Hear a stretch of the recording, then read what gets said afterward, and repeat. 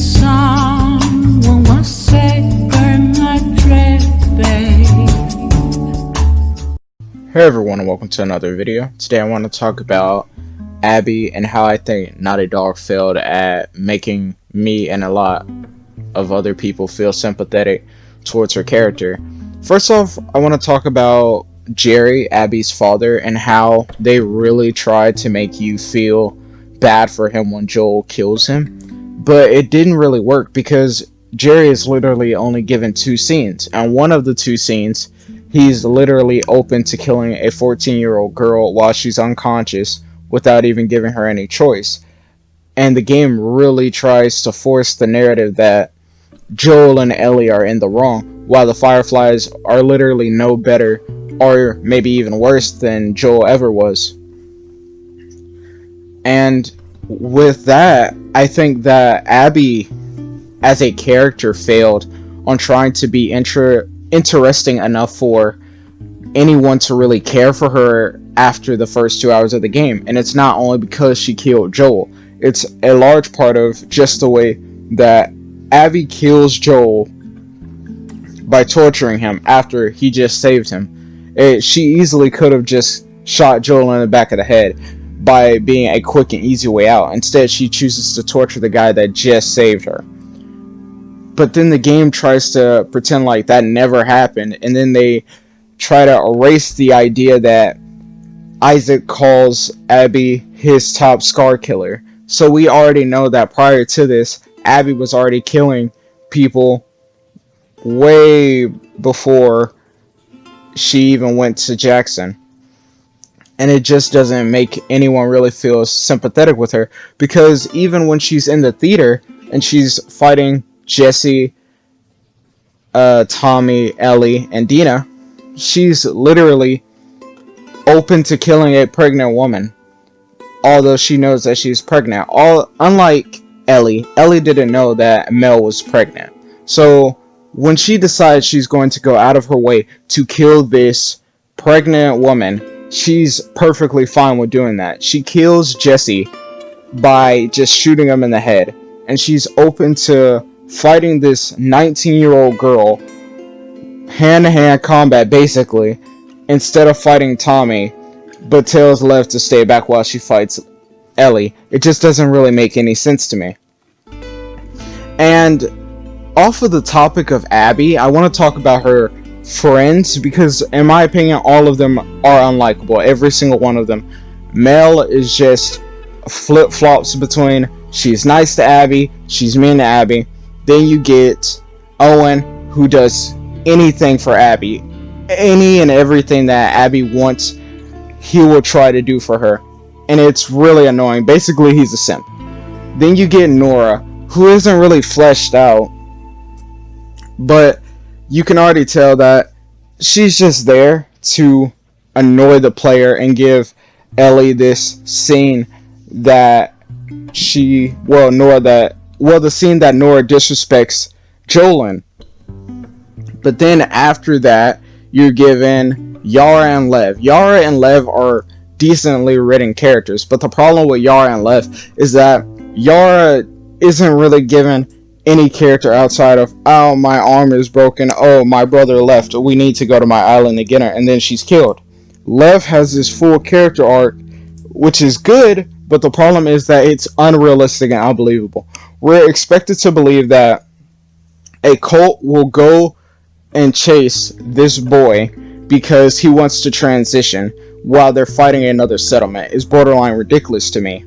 And Abby was also given, in my opinion, it felt like, and my overall playtime was longer than Ellie's. I ended Ellie's playthrough at around 9 hours and 3 minutes, while I finished Abby's in 20 hours. And it could be because I was playing recklessly, which I'm fully accountable of that. Because as soon as you start as Abby, you can already tell that they want you to like Abby. They make you pet dogs as Abby. They make you see that she lives in this great settlement. You see how caring she is to her friends.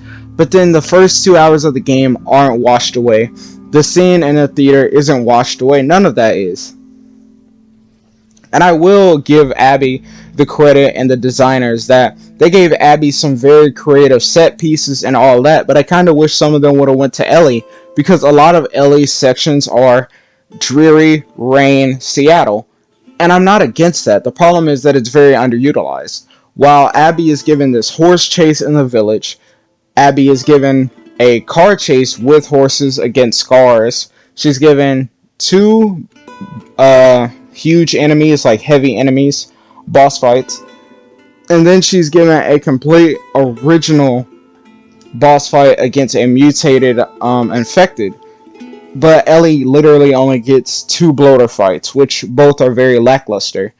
I don't hate Abby as a character, mainly because I can see what the designers were trying to do and the writers, but I don't think it was conveyed well enough by making me care for Abby, even without seeing Joel die in the first 2 hours. I don't think I would have liked Abby. She's cool, yeah, but she's definitely not likable.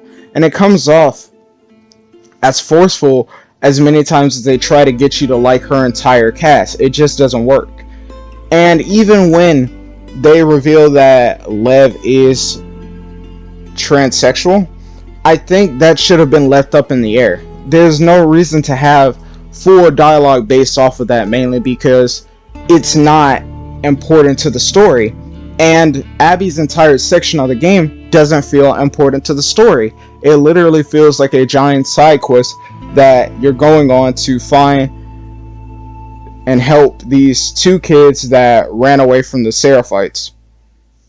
Is that bad? No. But if they wanted to do this, they should have tried to incorporate some other plot elements into the story instead of making Ellie's section off into this other thing and then having Abby's section off into its own thing. I don't think that's very enjoyable for people, because even if you did enjoy the story to that point, I think some people and a lot of people will agree that the first half of the game and the second half of the game feel like 2 completely different stories.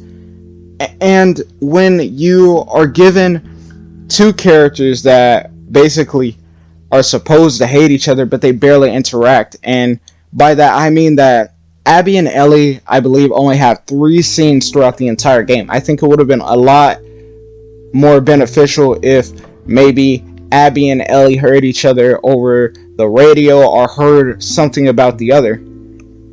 But the closest interaction that Abby has with the Jackson group is that she meets Tommy, and Tommy kills Manny.